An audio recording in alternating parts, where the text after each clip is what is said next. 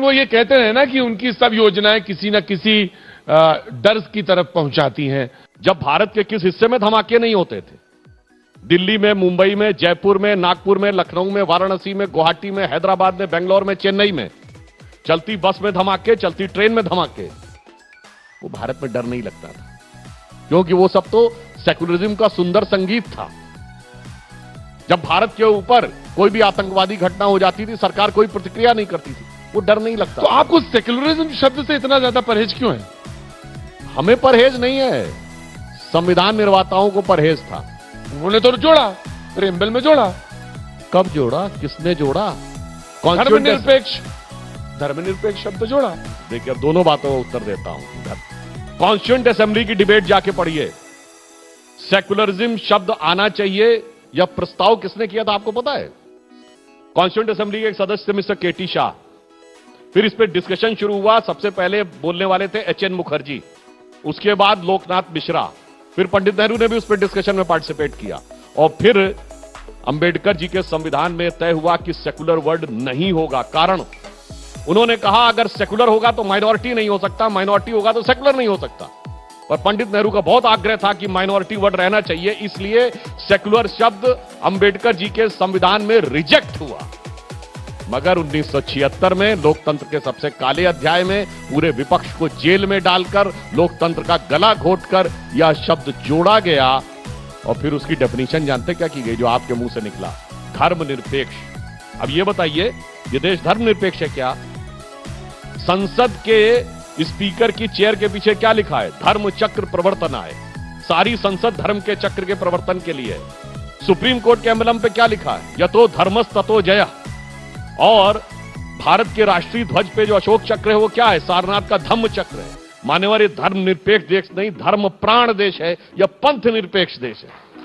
मगर अफसोस कि वो सेकुलर वर्ड बोल बोल के, और जो संविधान निर्माताओं ने रिजेक्ट किया और काले अध्याय में जोड़ा गया, फिर उसका राजनीतिक दुरुपयोग। और एक और मैं फैक्ट कहता हूं, आप में से लोग जाके जरा चेक करिएगा इस सेकुलर वर्ड का ओरिजिन क्या है। इंग्लिश की डिक्शनरी में जाइएगा, सर्च करिएगा, सेकुलर वर्ड का ओरिजिनल मीनिंग जानते क्या था? Related to mundane activities in contrast to the spiritualism. यानी भौतिक सांसारिक संदर्भ में आध्यात्मिकता के विरुद्ध, यह सेकुलर वर्ड का मीनिंग था। बाद में वो इसमें प्रयोग होने लगा। देखिए, पर होता क्या है कि ये तो बात सच सबको मालूम है कि सुधांशु। एक और फैक्ट कह दूं, जो संविधान का ऑफिशियल ट्रांसलेशन है हिंदी का, संविधान मूल अंग्रेजी में लिखा गया और औपचारिक ट्रांसलेशन उसका एक ही भाषा में है, हिंदी में। उसमें सेकुलर शब्द का ट्रांसलेशन पंथ निरपेक्ष है। मगर इन सारे सेकुलर दलों ने धर्मनिरपेक्ष कह के संविधान का माखौल उड़ाया है। यह बहुत गलत बात है, क्योंकि धर्म दुनिया में एक ही है, सनातन धर्म, बाकी सब पंथ है। ये तो सबको पता है कि सुधांशु जी के, मैंने तो पहले ही कह दिया था, भाषा के प्रवाह में तो सब कुछ है, हम भी सुन रहे हैं। लेकिन सवाल यह उठता है कि ऐसे ही लोग कहते हैं, फिर आपसे पूछते हैं, क्योंकि आपके राष्ट्रवाद में जो ये परिभाषा आप बता रहे हैं उसमें सवाल उठते हैं कि आरएसएस को और बीजेपी को हरे रंग से घृणा है। देखिए, भारत के झंडे में 3 रंग है ना, भगवा है, श्वेत रंग है और हरा रंग है। हम सब ने स्कूल में पढ़ा है, क्या पढ़ा है? कि भगवा रंग पराक्रम और शौर्य और बलिदान का प्रतीक है, सफेद रंग शांति का प्रतीक है, हरा रंग हरियाली का प्रतीक है। अब बिल्कुल मैं लॉजिकल कहता हूं, हरा रंग हरियाली का प्रतीक है, ये यूनिवर्सल है, इसका भारत से तो कोई लेना देना नहीं, सिर्फ भारत ही में हरा रंग हरियाली का प्रतीक है। सफेद रंग शांति का प्रतीक है, ये भी यूनिवर्सल है, इसका भी सिर्फ भारत से लेना देना नहीं। सिर्फ एक ही रंग है जो भारतीयता का प्रतिनिधित्व करता है, जिसका सिर्फ भारत से लेना देना है, वो है भगवा रंग। नफरत तो उनको है, मगर हिंदी में एक कहावत है ना, सावन के अंधे को हरा ही हरा दिखता है। जब से उनकी सत्ता गई है, अब वो हरा ही हरा दिख रहा है, तो उनसे मैं कहूंगा हरे रंग का चश्मा उतारो, फिर देखो यारो। तो वही तभी वो कह रहे हैं कि नफरत के बाजार में मोहब्बत की दुकान में खोज रहा हूं, खोल रहा हूं। देखिए, जो लोग ये कहते हैं नफरत के बाजार, में दूसरी बात कहना चाहता हूं, सिर्फ नफरत की बाजार नहीं की बात नहीं है, ये धर्म कितना व्यापक है। एक मैं छोटी सी बात कहूं, हम लोग उत्तराखंड की धरती पे हैं, बद्रीनाथ और केदारनाथ हैं, दोनों के पाट कब बंद होते हैं और कब खुलते हैं? सूर्य की गति के हिसाब से। केदारनाथ अक्षय तृतीया को खुलते हैं, जब सूर्य मेष राशि पे होते हैं, चंद्रमा वृष राशि पे होते हैं।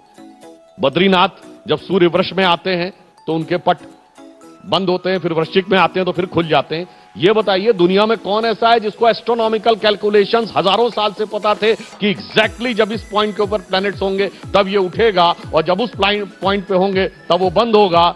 जो लोग कहते थे धरती स्थिर है, धरती चपटी है, वो हमको समझाते हैं कि हमें अपने धर्म पे विश्वास नहीं करना चाहिए और हम वैज्ञानिक थे। ये इतना व्यापक है, मगर क्या करें। सुनिए, कपाट बंद हो गए ना, मगर प्रॉब्लम क्या है, जिन लोगों के कपाट में दो किवाड़ होते हैं, यहां ये जो so called secular left liberal हैं, इनके दोनों कपाट बंद हैं। एक मैकाले ने बंद कर रखा है, एक मार्क्स ने बंद कर रखा है।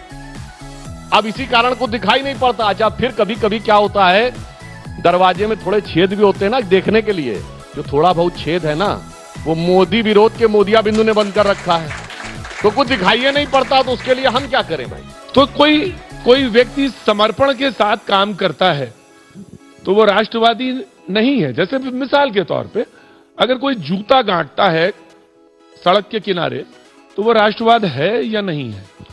देखिए, कोई भी कार्य जो निष्ठा से किया जाता है वो राष्ट्रवाद है। वो राष्ट्रवाद है, बशर्ते कि आपकी भावना उस देश के साथ जुड़ी रहे। जैसे ये तो वो भूमि है ना, जो लोग राष्ट्रवाद कहते हैं। मैं एक उदाहरण और भी देना चाहता हूं। उत्तराखंड उसका उत्तर क्या देता है? देखिए, वो भूमि है जिसके लिए कालिदास ने कुमार संभवम में लिखा, अस्त्युत्तरस्याम दिशि देवतात्मा हिमालयो नाम नगाधिराजा। और इस देश की परिभाषा क्या दी गई?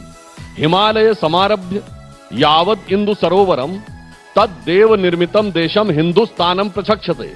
बताइए, पुराण में जो कहते हैं कभी देश नहीं रहा, उसकी डेफिनेशन दी हुई है, हिमालय से शुरू होकर समुद्र पर्यंत तक वह देव निर्मित देश है, जिसे क्या कहते हैं? हिंदुस्तान। जो लोग ये कहते हैं कि हिंदू शब्द 200 साल पुराना है, जो ये कहते हैं इस देश का तो अंग्रेजों ने आके ज्योग्राफी बनाया था, तो उत्तराखंड से तो उसका उत्तर निकल रहा है। जो इस भाव में विश्वास रखता है कि यह देव निर्मित देश है, जिसमें कि मैं उत्पन्न हुआ हूं और ये मेरे लिए भारत माता है, फिर वो कोई भी कार्य करता है तो वो राष्ट्रवाद है।